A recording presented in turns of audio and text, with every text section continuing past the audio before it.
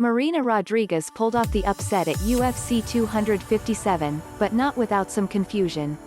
Although Rodriguez, the 2nd of January 13 MMA, 3-1-2 UFC, ultimately finished Amanda Ribas by standing TKO 54 seconds into the second round, it didn't come without controversy.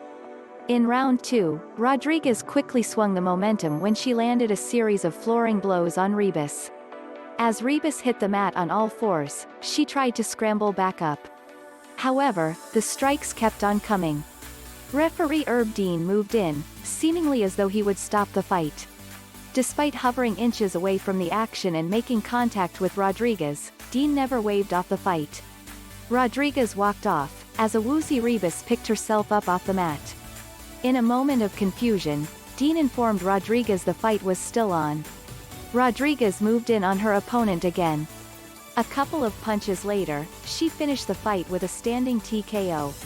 With the victory, Rodriguez gets her first in 3 fights.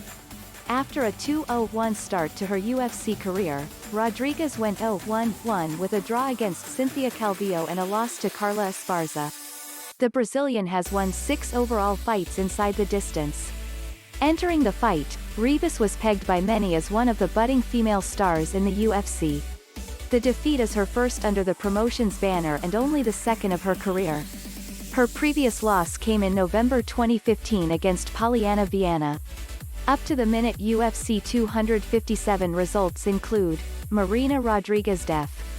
Amanda Ribas via TKO, strikes, round 2, 0-54 Arman Tsarukyan def.